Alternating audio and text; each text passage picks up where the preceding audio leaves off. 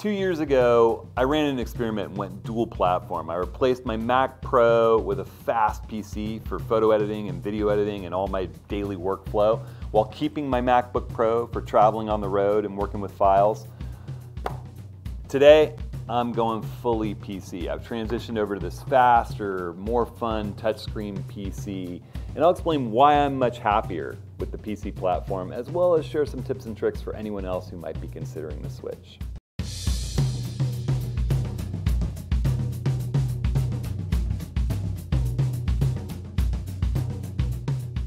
Well, hey everyone, it's Hudson. I know I'll take a bit of flack from the complete Mac faithful on this video, but you know, I honestly have given a shot for the last 2 years at running a PC desktop with a Mac laptop.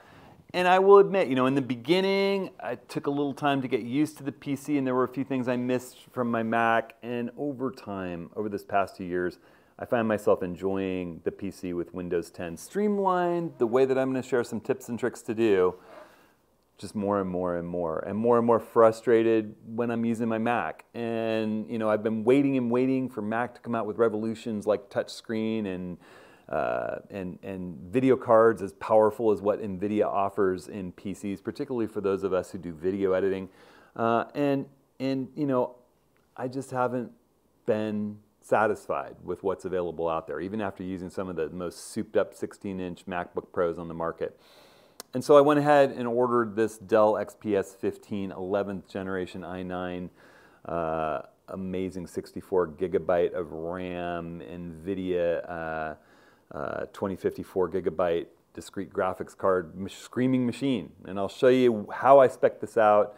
It's touchscreen OLED. It's just really amazing. Before I jump into all that and share some tips and tricks for setting up a PC for the Mac faithful, for someone who's so used to the keyboard layout, I'll show you ways to customize the keyboard so that all the keys work the same as you're used to. Ways to just completely ditch Microsoft's Edge browser and have it stop bugging you about it. Ways to clean up the start menu. Ways to just make the whole thing feel more Mac-like, although you're going to be surprised with how comfortable you'll be with it right off the bat. And I have a free download guide to all this stuff for anyone considering the transition. That's linked in the video's description. It's a PDF with links, and I'll run through some of those things during the course of this video. Before I do that, quick announcement. We've got office hours on September 14th. I'm taking off on a workshop to the South Coast, first workshop in forever. I can't wait. This Saturday. When we get back, it's going to be a lot of Milky Way shooting on this workshop. I'm streamlining and finishing up the Milky Way course that's basically shot, so that'll be being released. And we're going to talk about Milky Way photography and night sky photography in this office hours on September 14th. That's a free meeting for anybody who wants to join. It's about all things photographic. You can sign up with a question. You can join via Zoom, and we can all see each other's faces, or you can watch it on YouTube Live or on the archived YouTube Live stream. So that's going to be a fun one. It's going to be followed up subsequently with a gallery critiques type office hours about a month afterwards, and we're going to ask for night sky images along with it. It's not limited to night sky, but we're going to do some night sky stuff here at the end of summer, beginning of fall. All right, so sign up for that at hudsonhenry.com/office hours. I'm going to put a link again to the tips and tricks for setting up a PC for the people who are used to Macs to make the transition easier. And that's in this video's full description. You just click the title or show more, and it's all linked in there, along with links to all the gear that I use. That stuff's always available at hudsonhenry.com/ATS links, but I'm going to put a link to that in this video's description, as well as a chaptered out table of contents that guides you through whatever part of this video you might want to watch more than another, or rewatch if you want to go back and get something that you missed. All right. So let's jump in and talk about this particular machine. This is a Dell XPS 15. If you compare it physically to my old MacBook Pro, it's just a little bit smaller and lighter. It's beautifully machined in the same sort of way.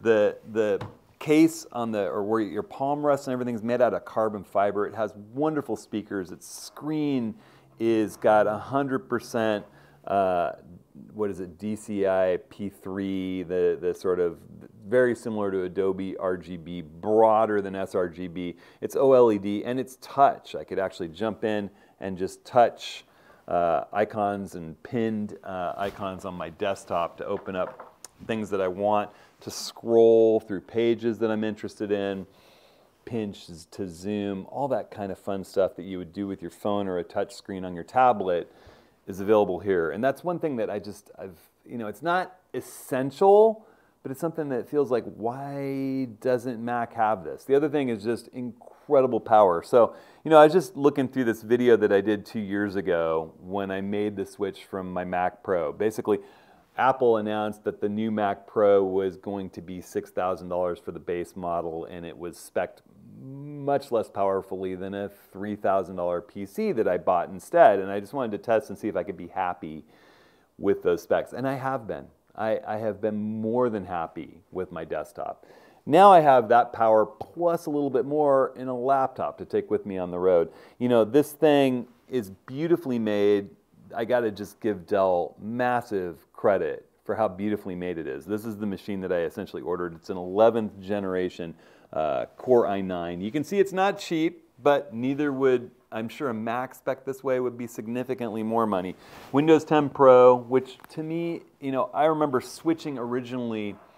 To give you a little background, I started with PCs back when I was still in the Navy. My grandfather was 19 years old. My grandfather said, you're going to need to know how to use computers when you get out of the military and you go to college on the GI Bill. And we scrapped together and we bought a 386DX with 4 megabytes of RAM. And I remember the computer store guy saying, you'll never need more than 4 megabytes of RAM, which is hysterical because this has 64 gigabytes of RAM, as you can see here. I only switched to Mac when Windows Vista came out, which was just abysmal. And I was doing big panoramic mergers before that was automated in the software, and it would literally just slow to a grind and take hours and then sometimes fail, even though I had a huge amount of RAM in my PC system. And I switched over to a Mac that was much less well-spec'd, and its operating system was just so much better. And I fell in love with Mac, and I haven't looked back until 2 years ago when Mac seems to be really more consumer-driven and more all about iOS and making sure that you're locked into their ecosystem with iOS apps. I've always been an Android, Google guy, so I'm free of all that. That could wind up, if you're a person who uses nothing but your iOS apps for FaceTime and messaging and mail, sure, it might feel that you can't go elsewhere. If you're a person like me that uses Gmail and Google Contacts and Google Calendar and Google's spreadsheets and Docs, there's no real difference between Mac and PC. The Adobe apps work just as well. My M1 apps work just as well. My DxO apps work just as well. Everything works really the same, to be honest. I'm a Google Chrome kind of person. It all works the same. So you can see I've spec'd it with a 2 terabyte NVMe, really fast onboard drive, and it has a spare slot on the motherboard for another M.2 NVMe hard drive. So I could put another 4 terabyte storage drive if I wanted to inside. I've got the 15.6 OLED Infinity Edge touch, anti-reflective display touch. I just love the fact I can scroll through here. You can see that it takes a while to get it. I got mine several weeks earlier than they said I would. I ordered it some time ago, just when this all released. All right, so one thing that I found right out of the box is that things like, we're used to with multiple windows on the Mac, you can click this button. Just like Mac, you can also do gestures. Swipe to the right, swipe to the left. Also, it just immediately works out of the box without even using a Bluetooth dongle with my favorite Logitech mouse, and all my gestures work just as well. I can jump up and switch desktops and windows very, very simply. So, here I've got my Lightroom. Lightroom works beautifully. The screen is spectacular. The color depth, the blacks, the whites, calibrates really well with my my i1 display colorimeter. No real major changes. Here, you know, I've got my video editing platform, Adobe Premiere. Everything can run at once, and I've found I can render video just incredibly fast. One thing that I love in Windows is the way the windows work. You know, if you want to open up a window, you double-click on something. Let's run in. You can pin things into your quick access. These are all folders that I've pinned. Just by clicking on any window, you can go ahead and say pin to quick access. Boom, just by right-clicking. And that will put it in your instant access folder here in your Windows Explorer. I'm going to go in here to my downloads, and I'm going to open up this free guide that I have linked. You can download, Mac to PC guide. And here's a really cool thing. You know, if I grab the top of this frame, I can pull it over to the right side of my screen, and it opens up all the other windows that I have active and say, what do you want on the other side? Just click, boom, it automatically splits the screen between my Finder. This is wonderful when you're moving files around. You can open two Finder windows, click, click, pull one to the right side, choose the other one to be on this side, and move files back and forth between two windows. If you want to look at your document bigger, just move it up to the top. Boom, it automatically resizes without going into full screen mode. So, you know, I've got some little tips here, like when you first open the Start menu, it seems clumsy because they've pinned things that you don't necessarily need there. Although I must admit, this computer came without very much bloatware. They pin things. It's the same way that we pinned things into that quick access. You can unpin it, unpin it, and now the next time when you've unpinned all those things, you get a nice clean Start menu. You can search for things that you're interested in running just by typing your software's name or a search name. Now, you know, it has kind of a little recommendation to use Edge. That's going to pop up from time to time. That's a browser that I'm not a big fan of. So I've got a guide here to make your own favorite browser, be it Firefox, be it Chrome, just faster. You know, one thing that you'll find too is that it kind of automatically expands this list on the left, and it gets a little bit annoying. If you just right-click out in here and you tell it not to expand to current folder in this pane, it keeps things cleaner. And I like it to show all folders. Those are just a couple tips that I've got marked down in here. If you right-click your desktop, I've got some tricks for personalizing it with dark mode and a nice color scheme like I'm using here.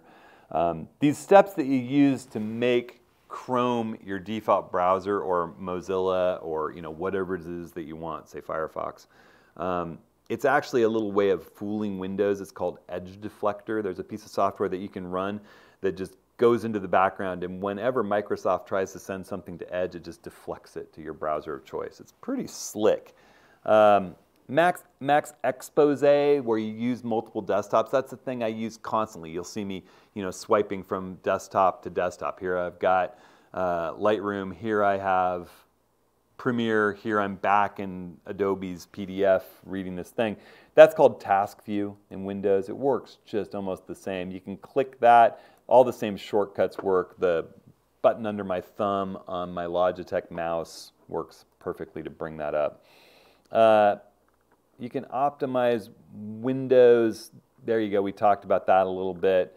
Remapping the keyboard. There's a little program called Sharp Keys, and you can literally remap keys on the keyboard to go to what you're used to. So, for example, I turned off the insert key. That's something that just doesn't work when word processing on a Mac, and it causes you to start typing in the middle of a word instead of it's a weird kind of a thing. It actually replaces lettering when you're typing. So I turn that off, because if you accidentally bump it, all of a sudden your word processing seems odd if you come from Macworld. I remap the left Alt key to Control, because that's how I'm used to cut, paste, copy, that Command C, Command X, Command V. I just make it, the Alt keys where Command would be on a Mac, so I just remap that to Control so that it behaves the same. I don't have to use my pinky, I can use my thumb like I'm used to.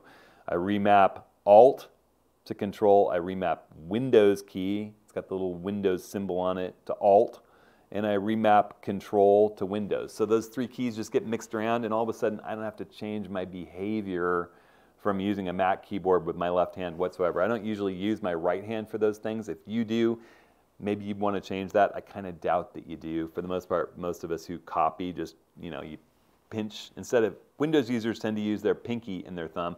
For a Mac user, it would take a long time to relearn that muscle memory, so I just remap those keys, and it works great for me. If you want to take a screenshot, it's different. It's not any harder. You just hit Control, Shift, and S, and you'll get that little view where you can choose what you want. Escape will get you out of it. It's just as easy as it is with the Mac. It's just a different set of keys. And S for screenshot, Control and Shift. It's Control after you've remapped it. It would actually be, let's see, it would actually be the Windows key, Shift and S, but we remapped that Windows key. So it's actually easier yet. It's those two keys in the bottom left corner and S if you do your remapping like I did. If you don't remap it, it's going to be the Windows key and Shift and S.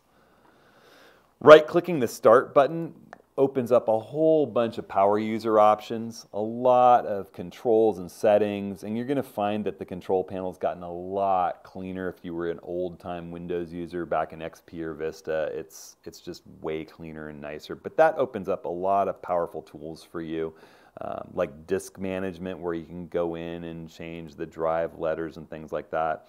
Snapping windows, I already talked about that. I just love it. There's some pretty cool tools out there. If you want to work with Mac and PC formatted drives, you can actually download HFS for Windows by Paragon Software, and then you can use your HFS formatted drives from your Mac right on your PC. I tend to just use exFAT formatting for most of what I use so that it works with both systems no matter whose they are, whether they have Paragon or not. I've just taken to using exFAT formatting with the Mac that I used so that I could share things Mac to PC. It works with both really well. GoodSync is an excellent piece of software to replace software like ChronoSync on the Mac to do incremental backups, a lot like Time Machine, but even more powerful, where you can say, you know, jump in and control which folders instead of, you know, Time Machine's a little clunkier. It works well, but something that I've used for years on Mac is ChronoSync to do really controlled incremental backups. GoodSync does the same thing for PC, and I've got links to that here. You can assign permanent drive letters. I've talked about how to do that. And then I've got some product links. This is to the old PC that I used. I've got an old Thunderbolt 3 card. I would ignore all this stuff, but my preferred mouse and keyboard still stands, and they work great with PCs. I'm also going to throw in a link in this video's description to a really wonderful CalDigit USB 3 port expander, where you can just plug it into one port on this computer. You get multiple Thunderbolt 3 and USB 3.2 super speed ports and a really fast SD card drive and, you know, HDMI. It's got all kinds of wonderful ports, all coming off of one of the Thunderbolt 3 ports on this system. So this system has two nice, fast Thunderbolt 3 ports on the left side. They're USB-C styled. It's got a USB 3.2 fast port on the right that also plugs in its power adapter. Its power adapter is small and nice. It looks like a battery backup, and the cords just fold around it in the case with it. It's really, really a nice power cord. It also has an SD drive on the right side and a headphone jack, a traditional headphone jack. Of course, it's got Bluetooth for Bluetooth headphones and everything else. Its screen is lovely to behold and great that I can touch and move it and pinch and zoom and shrink and do things with my fingers. I just love that. It's particularly like when you're on a plane, whatever, you're just running along doing movies or whatever, you can scroll the timeline on the movie. I find I've used this on a plane on a trip to New York, and it lasted all 4 hours watching videos, editing documents, listening to music. No problem whatsoever. I have the screen relatively dim. Right now, my screen is beautiful, and it's calibrated to be quite dim right now. It's like not even halfway up in brightness. This is an incredibly bright screen. If you're watching it on an airplane, you don't need to turn it all the way up, but if you do, it's going to overpower daylight playing in on it. It's a great, great screen. I just really, truly love this machine. It's funny, I was a little nervous. I was thinking, am I going to like it as much as I like my MacBook Pro? Well, the only thing that's kept me from getting rid of this MacBook Pro is doing this video. You know, I will say my wife has a brand new MacBook Air M1. I think that's a wonderful little travel computer for someone who's just maybe writing, creating some documents, browsing the web, surfing, email. It's an incredible little lightweight travel machine with a battery that lasts forever. It's quick, it's lovely. I wish it had a touch screen. It's a great tool, but the problem is this machine has just incredible graphics processing power. With the NVIDIA video card in here, I find that it renders 4K video at double speed. It's incredibly fast. I can work with multiple 4K streams. I can even work with 8K video. I was playing around with the Sony or the Canon R5. It's just great to edit video on. It's incredible for editing photos, merging panoramas, doing big, complex processing tasks. Its fan is incredibly quiet. Even when I'm rendering videos, its fan is much, much quieter than any of the MacBooks that I've used, except for my wife's little MacBook Air, which isn't built to do that kind of stuff. Its battery lasts forever. Its screen is beautiful. It's just a joy to work with. I kind of giggle every time I take it out of the bag these days. I could not be happier with it. I have no affiliate status with Dell whatsoever. There are other makers making great PCs out there, but I just don't think you can go much better than this XPS 15, the latest one. They make them in all different caliber. I think you can get it down under $1,500. This premium just brick of amazing badassery, I would call it, is expensive. It's almost $3,500, but having played with it for a while now, it's more than worth it. I'll show you one other little trick that I love from the Macs, and let's get to an open desktop here. I'll just create a new one, and we'll jump in here, and let's say I was going to take something from this SSD drive. This is a Samsung T7 connected via my my really fast Thunderbolt 3, but also USB port. So I'm going to jump in. It's my Lightroom master catalog, and I've got a ScreenFlow file. This is a capture that I did, and let's just move that whole ScreenFlow folder onto my desktop. The cool thing that PC does is it shows you the speed while files are transferring. You see that 780 megabytes per second. How big was that file? We'll right-click it and say what's the properties. That folder is 2.31 gigabytes. Did you see how fast that transferred? But the other neat thing was showing us how fast it transferred. Let's junk it for a second. And here's another neat thing that you can't do with the Mac. Oh, let's just close that up. Let's say I was going to do it again. I'm going to move it over. And while that's happening, well, it had happened instantaneously. Wait, because it had it in RAM, because it's got so much RAM. All right, so let's just empty the recycle bin. That's not going to work. Well, let's say I was going to move my Lightroom master catalog. I don't really want to do that. It's going to be huge. You can see it hasn't even started. It's just calculating what it wants to do. The neat thing is it's got a pause button. I've got it paused. While in the middle of doing these kinds of things, I can pause. I can do something else. I can free up my hard drives and then just hit play again to continue the transfer later. Amazing. This stuff is just some of the stuff you really miss if you go back to Mac. And I know there's some of you who are just diehard Apple fanatics, and I have been in my past too. I used to really question, particularly in the days of Vista, why would anybody consider this? Windows 10 is pretty great. Oh, one other little thing I'll say is for software that you're frequently using, if you like to have a dock-like experience like I do, all you have to do is, while it's up and running, like I have Lightroom Classic running right now, is click. You'll have a signal here for pinned to taskbar. I have all these things pinned to the taskbar because they're things I frequently use, and it just creates a dock-like experience. Really, really simple. Programs that are running all the time, they're all right there. Instead of being up at the top, you can have a little drawer that opens or closes, things that you can change around. And I will say, for antivirus, this software came with McAfee's suite, and I immediately deleted it and uninstalled it and just activated Windows Defender. I did the same thing on my desktop a year ago, and I've never had a problem. All the reviews I've read say Windows is, Apple or Microsoft is doing a great job keeping Windows Defender up to date and protecting you from outside threats. So I don't run any antivirus software. I don't pay for any subscription whatsoever. I just run Windows Defender, and over the last year I've had zero problems. So That's about it. All right, so again, I've got downloads for that document on how to go through and make your Mac or your PC, your new PC, seem more Mac-like to you and easier to access. Particularly that keyboard shortcut, the keyboard swapping thing is huge. Swift or Sharp keys.